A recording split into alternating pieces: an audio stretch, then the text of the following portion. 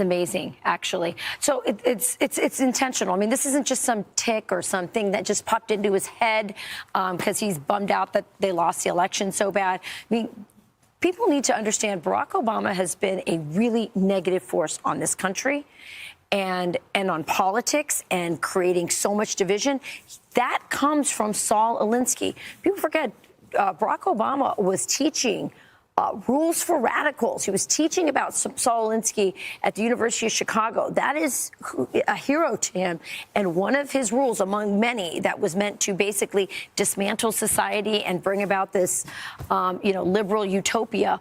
One of them was how to attack your enemy. And Saul Alinsky, took his lessons from Lucifer, actually. Like, he talked about that being somebody who could teach them how to take power and control. And here's Barack Obama, Charlie, I think, really kind of going, he's in a bad spot. Yeah. He created this. He thought it was going to become this permanent power base for him. And now he's accusing the right of what he did because he's just super bummed out right now.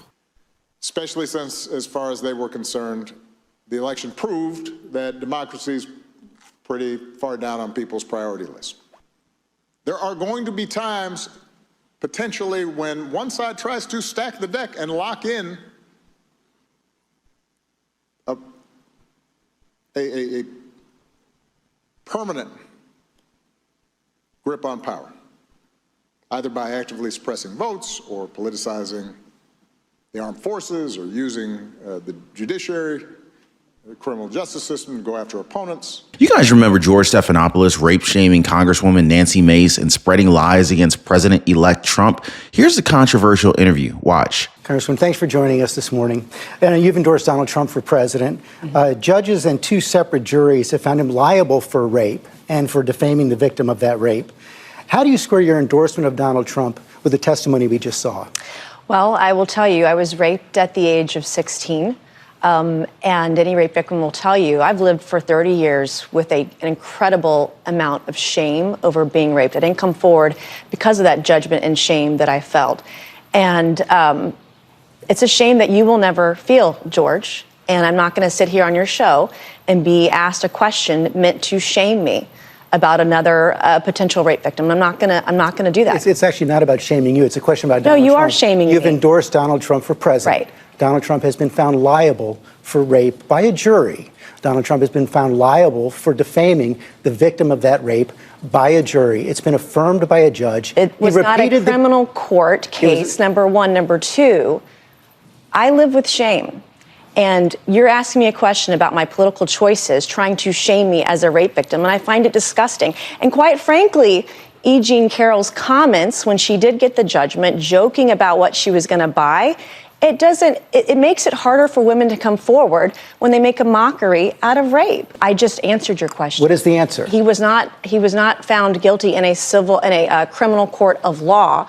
It was sexual abuse. It wasn't actually rape, by the way. And E. Jean Carroll joked about all the money she's going to get and made a mockery out of this case. And I think that's offensive. There's a reason why women don't come forward. And when you have someone who says that they're raped and they make a mockery out of this civil court judgment, it's offensive to other women. It makes it harder for other women to come forward when another woman has made a mockery of it. What did I say, guys? Everything is coming up Trump. Coming from the controversial Nancy Mace interview, ABC News just agreed to pay $15 million in a settlement reached with President-elect Donald Trump in his defamation case against the network and anchor George Stephanopoulos. But not only that, guys, the settlement also revealed that the network will also pay $1 million in Trump's attorney fees and will issue an apology.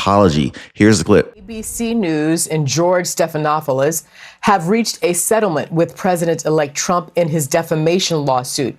The network agrees to pay $15 million as a charitable contribution to Trump's presidential library. ABC and Stephanopoulos will also issue statements of regret as an editor's note to the March 2024 article and television segment that prompted Trump to file the lawsuit earlier this year.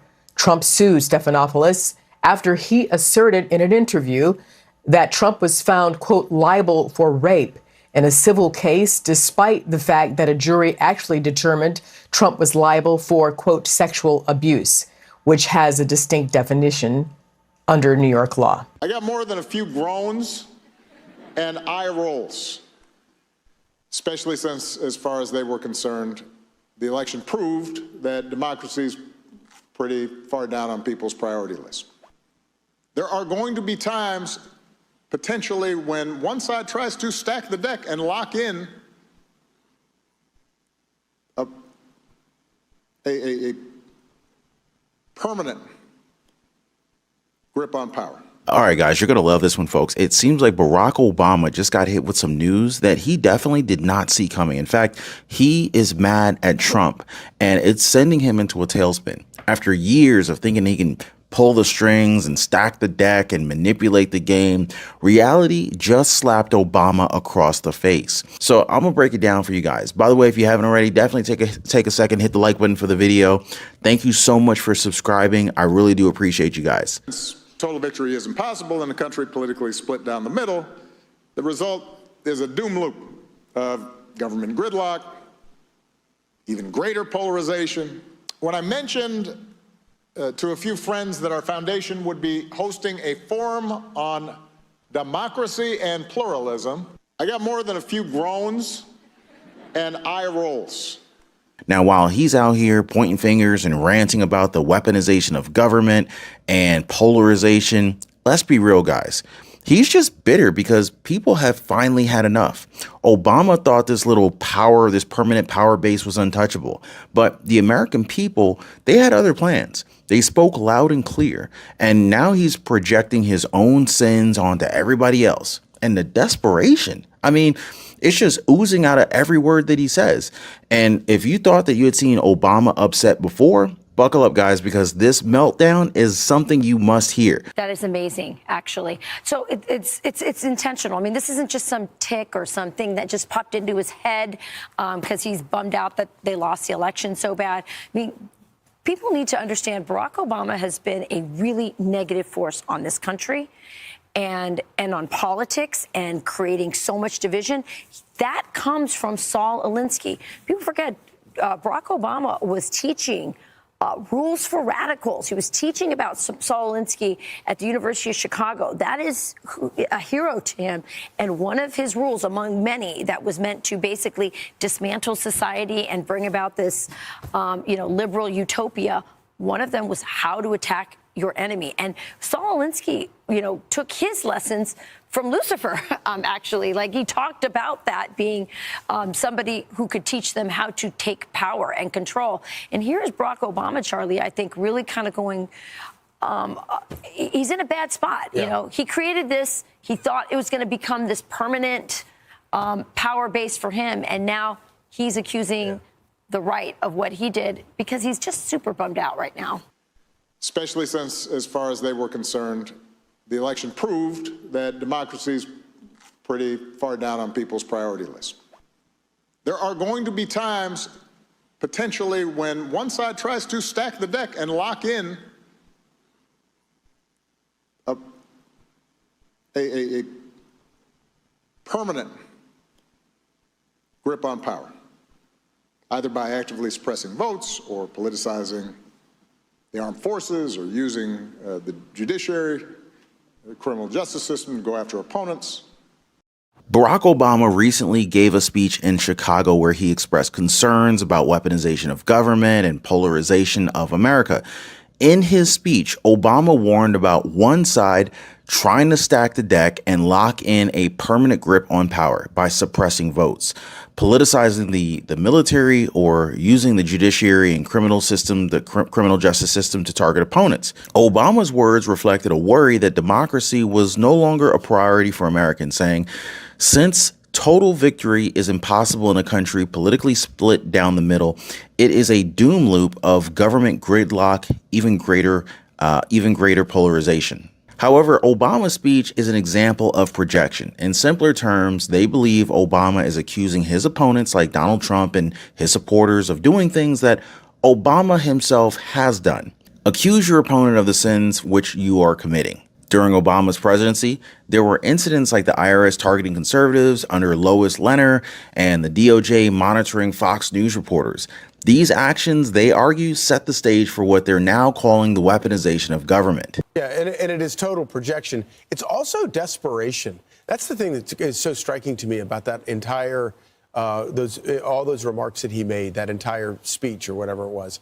It was the depth of he's very bitter. That's not the Barack Obama who gave that speech in 2004. Even if you didn't agree with him and didn't like him and didn't agree with his policy prescriptions, it's a different guy than he was when he gave that speech in 2004 or when he won that election in 2008. He is a deeply bitter, angry guy, and he's talking about how voters don't care about democracy. Hope and change has turned into dour and bitter. Yeah. Bitter and really projectionism. And I would say, and while he's projecting, he's not just projecting that which we all know at this point, which is the Department of Justice was weaponized under Joe Biden. There was a consolidation of permanent Washington under Joe Biden. What we should also point out is it all began under Barack Obama. Yes. Yep. That is when, for example, he spied on a Fox News reporter. That is when Lois Lerner targeted conservatives with the IRS. That is when much of this began and was just extrapolated under the presidency of Joe Biden. Yeah. And then they also under Barack Obama and then metastasized under Joe Biden, which, many people believe that administration was being run out of Obama's mansion in Colorado, Washington, D.C. But that said, the censorship industrial complex that was used to also consolidate that power is something else. And that's one of the things that people were really voting against, along with the weaponization of the government, this idea that it could be used to censor us and therefore allow them to consolidate power. Barack Obama is very isolated right now. Even his best friend, George Clooney, who wrote the op-ed that ended up pushing out Joe Biden, is now upset at Barack Obama, going, hey, you told me to write that op-ed. Now everyone's blaming me online. Where are you, Barack Obama? Barack Obama's becoming, he's not used to not being glorified. And this is an interesting moment for him. Can you comment on the drones that are flying around New Jersey ports? The government knows what is happening. They know where it came from and where it went. And for some reason, they don't want to comment. Something strange is going on. For some reason, they don't want to tell the people. And they should, because the people are really, they happen to be over Bedminster. Will you shoot them down? They're very close to Bedminster. I think maybe I won't spend the weekend in Bedminster. I've decided to cancel my trip. Have you received an intelligence briefing on the drones? I don't want to comment on that. We are so back, folks. President-elect Donald Trump just talked to the press at Mar-a-Lago. And before we discuss this any further, I want you guys to imagine how President Biden or even Vice President Kamala Harris would do in this kind of setting, okay? So picture this, with unscripted questions and live cameras all around. I'd bet that they would handle this a lot differently compared to Trump. We also have to address the fact that he's not in the White House just yet, although we do understand that everyone's waiting on every single word that he says, because the media understands that interviewing the current administration won't get them any answers. And speaking of which, some of these answers will probably be shocking, if not terrifying for many. But it's a breath of fresh air to have a president who actually takes questions that we need answers to. And one of the strengths of Trump is that he doesn't have much of a filter. He just pretty much tells it like it is. In terms of your mass deportation plans, have you had any preliminary discussions with countries like Venezuela, from where the Tren de Aragua gang is now popping up? They'll take them back. They're going to take them back? They're all taking them back, yep. And if they don't, they'll be met very harshly economically. Okay, they'll all take them back. Venezuela and other countries were not behaving very well with us during my administration, and within 24 hours, they were behaving very well. They'll all take them back. Now, if you ask Kamala Harris this question, she would just tell us that we can't celebrate Christmas if we deport illegal immigrants. Huh? How in the world does that make any sense? At least that's what she said years ago. Her boss would probably comment as to how these individuals are addressed. He apologized to Laken Riley's killer because he called him an illegal, even though he was an illegal immigrant. This is the weakness that we've seen in the White House for years now. The same kind of weakness that has failed to protect the people of this country from criminals. And it's obviously something that we're not going to see with Trump. Now, he was also asked about his picks for his cabinet and what he plans to do for those who oppose it. Watch. Senators who oppose your nominees, your cabinet nominees, should they be primary? If they are unreasonable, I'll give you a different answer, an answer that you'll be shocked to hear. if they're unreasonable, if they're opposing somebody for political reasons or stupid reasons, I would say has nothing to do with me. I would say they probably would be primaried. But if they're reasonable, fair, and really disagree with something or somebody, I could see that happening. But I do believe that if they're I think we have great people. I think we have a great group of people. Pam has been unbelievably received. You take a look, Pam Bondi. So many have been just unbelievably received. I think Pete Hegseth is making tremendous strides over the last week. He's going to be great. Look, he went to Princeton, he went to Harvard, he was a great student there, but he really was, from the first day I met him, all he wanted to talk about was military. He's just a military guy. One pick that he's getting a lot of pushback on is RFK Jr., with questions surrounding vaccines and how RFK plans on dealing with it in the future. Mainstream media is obsessed with RFK Jr. at the moment, given that he's been, let's just say, a wild card. Two quick questions. First, on vaccines, do you want RFK Jr. to revoke any vaccines? No, I want him to come back with a report as to what he thinks. We're going to find out a lot. We're doing two things. We're going to have tremendous cost savings will come out of this. That's a minimum. And we're also going to have, and I think, very serious discussions about certain things, whether it's pesticides. Europe doesn't use pesticides, and yet they have a better mortality rate than we do. They don't use pesticides. In fact, they use it as an excuse not to take our farm product. We spend billions and billions of dollars on pesticides, and something bad's happening. Again, you take a look at autism today versus 20, 25 years ago. It's like not even believable. So we're going to have reports. No, nothing's going to happen very quickly. So this doesn't match well with the narrative that some within mainstream media have declared, warning us that RFK Jr. will be more of a threat to us and these drugs. And while he's facing a little bit of opposition with some of his cabinet picks, it's pretty clear that the majority wants to play ball. Now, as you guys can remember, there was a clear hate for Donald Trump back in 2016. Honestly, I think you should let me run the country. You run CNN. All right. And if you did it well, your ratings would be much better. If I may ask one other question. Mr. President, I was going to ask one of the other folks. That's enough. Pardon me, ma'am. Mr. President, that's enough. Mr. President, I had one other question, if I may ask, on the Russia investigation. Are you concerned that you may have I'm not concerned about anything with the Russian investigation because it's a hoax. That's enough. Put down the mic. Mr. President, are you worried about indictments coming down in this investigation? Mr. President. I'll tell you what, CNN should be ashamed of itself having you working for them. You are a rude, terrible person. You shouldn't be working for CNN. But I guess the 4 years under President Biden and Kamala Harris has woken people up that maybe Trump isn't so bad after all. This is one of the big differences, I think, we were talking about it before. One of the big differences between the first term. In the first term, everybody was fighting me. In this term, everybody wants to be my friend. I don't know. My personality changed or something. So at this point, President-elect Trump has now probably answered more questions in about an hour compared to 4 years under Biden, something that the media probably enjoys. But not everybody's happy. ABC News, as you guys might remember, is set to pay out $15 million to the president-elect after George Stephanopoulos kept attacking him on air, which is raising a lot of alarms within circles of journalists who have severe Trump derangement syndrome. Somebody who has a severe case of TDS is Jim Acosta. Donald Trump has said a lot of things about people, places, you name it, that have been false and so on. And it just strikes me as a bit rich that, he's going to be the recipient, or his presidential foundation is going to be a recipient of this kind of large settlement. And I have to ask you whether or not you think there's just going to be a chilling effect on the news industry just as he is coming into office because of this. I mean, I suppose it's almost a rhetorical question because the answer is yes. The answer is yes. Media lawyers are worried about this. They're preparing for it. They are preparing their newsrooms for it with the expectation of more lawsuits, more leak investigations, more subpoenas in the months and years to come. Now, the one thing that we as viewers expect from these journalists is truth. And for them to try and spin this into a different narrative is just on brand for guys like Jim Acosta. But most of these news outlets are now thinking about changing their reporting style. Now Trump needs to sue Joy Reid and the ladies of The View next.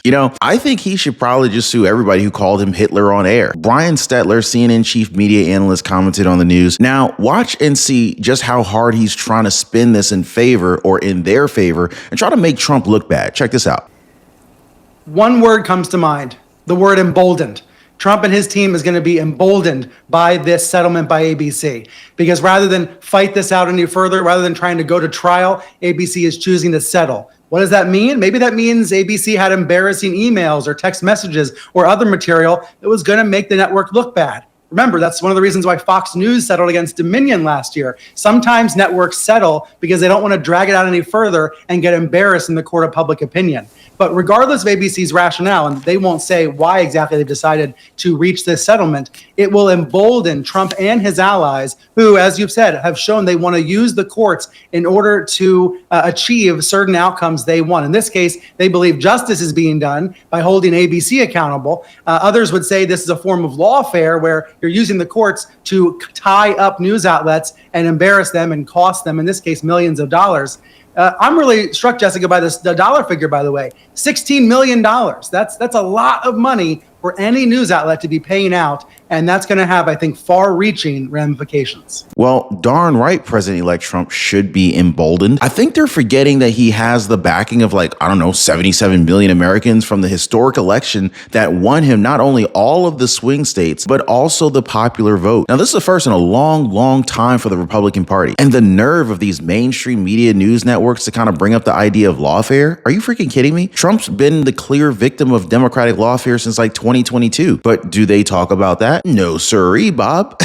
But you know what? These liberal media news outlets, they need to be apologizing to Americans also. They have divided and destroyed this country with their lies. You guys know what I mean? Case in point, the lies George Stephanopoulos and ABC said about President-elect Trump that they're finally paying for now. Trump filed a defamation lawsuit against Stephanopoulos after he asserted that Trump was found liable for rape in a civil case during that very heated interview with Representative Nancy Mace. That backfired quickly. You saw the clip earlier. Stephanopoulos, he just kept repeating how judges and two separate juries have found him liable for this and defaming the victim of that particular situation. They actually counted it, and the guy repeated that claim 10 times during his spat with Nancy Mace, despite the fact that a jury actually determined Trump was liable for sexual abuse, which has a very distinct definition under New York law. And man, you should have heard old Georgie at the beginning of this, acting all defiant in the face of Trump's lawsuit. At one point, he even told CBS late night host Stephen Colbert that he would not be cowed out of doing my job because of a threat. He said that Trump sued him because he used the word rape, even though a judge said that's in fact what did happen. Well, look at what happened now. ABC News and George Stephanopoulos himself reached a settlement with Donald Trump in his defamation suit, which will in fact result in the news network paying the president-elect $15 million. Now, more precisely, ABC News will pay $15 million as a charitable contribution to a presidential foundation and museum to be established by or for plaintiff, as presidents of the United States of America have established in the past. And on top of that, the network will pay $1 million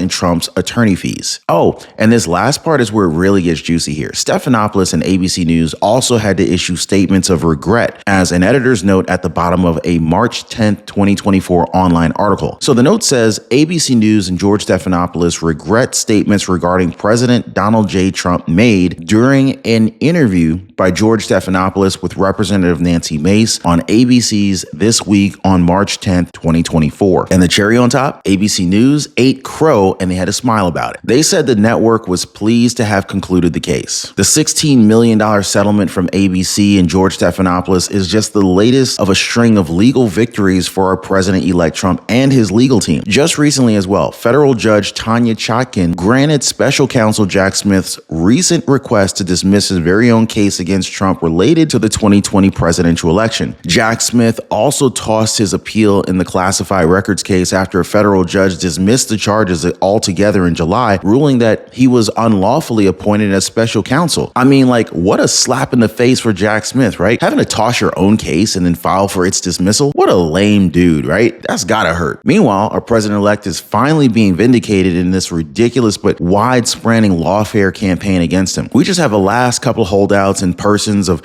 Fani Willis and Alvin Bragg, even Letitia James. But with the way that things are going, I highly doubt that these Trump haters are gonna last that long. I mean, these lies that they've told about our president-elect, honestly, I think like $15 million isn't enough. I honestly thought it was kind of low. In fact, continuously lying about our president-elect should probably incur its own penalties. That'll teach these liberal media news companies to fall in line.